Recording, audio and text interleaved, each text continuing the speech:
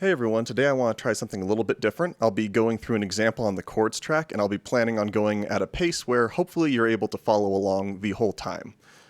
So today I'm going to talk about step length and step count, which I've discussed before, but I'm going to go into more depth today, and then I'm going to talk about multiply, which I think I've only discussed on the drum track video, and I think I only discussed value 2. So today, I'm going to go into a lot more depth about that. I originally wanted to cover pulse and pulse hold, but I think I should just use these videos to go into more depth about fewer things instead of going as fast as I possibly can. So there will be more videos in the future, don't worry. Let's go ahead and we'll start off. Again, we're on the chords track, and I'm going to enter in 4 chords, one on step 1, 5, 9, and 13. Step 1, I'm going to hold it down. I'm going to enter in C sharp minor, which is C sharp, E, and G sharp. Step 5, I'm going to enter in D major, which is D, F sharp, and A. Step 9, I'll enter in A first inversion, which is C sharp, E, and A. Then finally, I will enter in E major's second inversion, which is B, E, and then G sharp. If we listen to this now, it's a mess. 1, 2, 3, 4. 1. Oh my goodness, right? Way too fast. And again, I'm going to have the metronome counting because I think it's helpful here, especially when we get to multiply.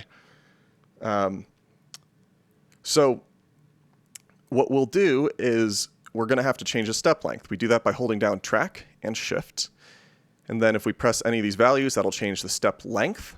Each of these, 1 through 8, represent how many 16th notes each step is going to take. So 8 means it's going to take a half step per step, like it'll take up a half note each step, not a half step.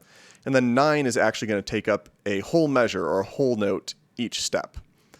For now, we'll set it to 4 for this current example. And so if we listen to it, it sounds 1, 2, 3, 4. 1, 2, fine, right? 1, 2, 3, 4. 1, 2, 3, 4. 1. So what if we don't want these to take up the whole track, though? Because now we have a 4-chord loop that takes up the whole thing. Well, as you might have guessed, one easy way of doing this, let's go ahead and I'm going to set it to 9, so that each one is a whole measure. And so we're going to fit all these in 4 steps. There's 2 ways of doing that, and I'm going to demonstrate them to you. First, I'm going to temp save, so it's easier for me to go back as I'm demonstrating. So I'll hold down project and hold down plus. Now it's temporarily saved. And what I'm going to do is I'll show you how to copy and paste.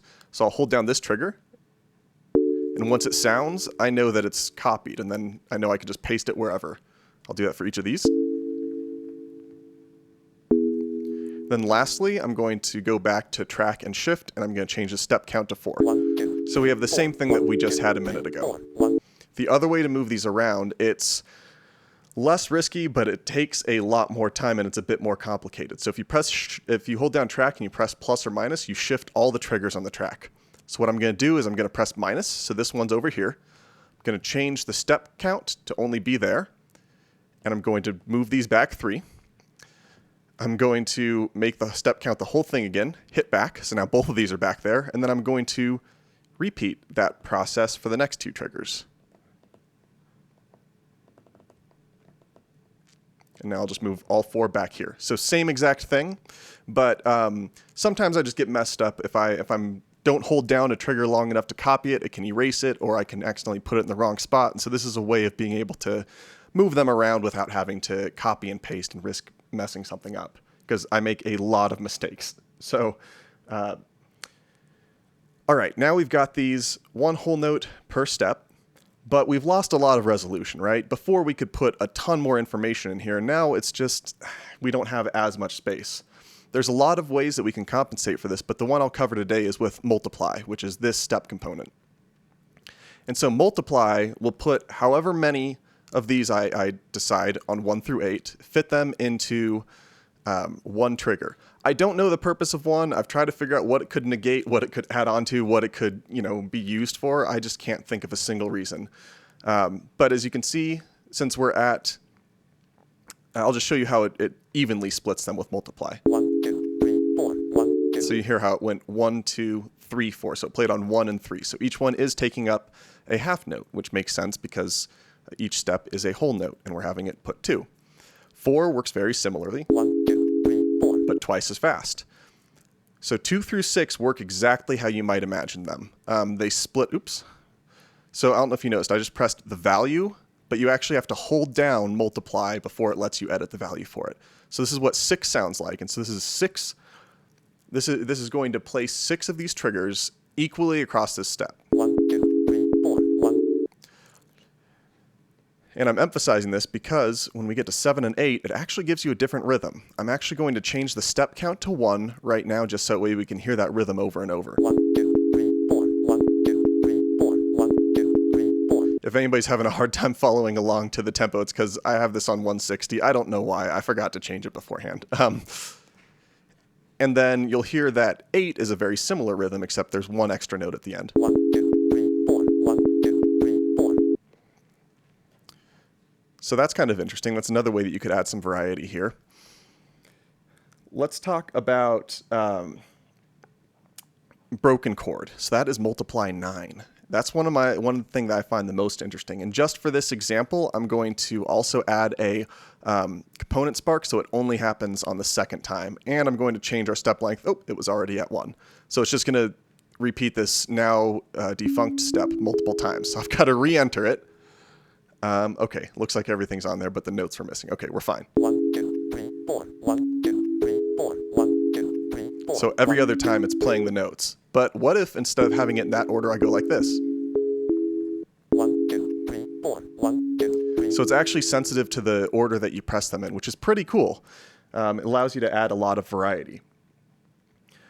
Next up, I want to talk about adjusting the timing of these steps, because that makes a huge difference. For each step, no matter the step length, if you hold it down and you press plus or minus, I think you can press it 11 times in one direction and 12 times in the other. I forget which is which, and so I always just press 12, and then I just make adjustments as I need. 12 steps to the right, or 12 pluses, will put it halfway between this step and this step.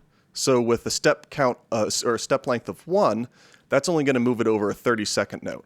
However, if you have a step length of 9 like we do now, and it's going to be a whole note for each one of those, moving it over 3 of the 12 is actually going to move it over a quarter note, and it's going to kind of offset it. So let me show you that. I'm going to hold down track, or not track, I'm going to hold down the trigger, and then I'm going to press plus 3 times. Let's see, this may not work how I want it to.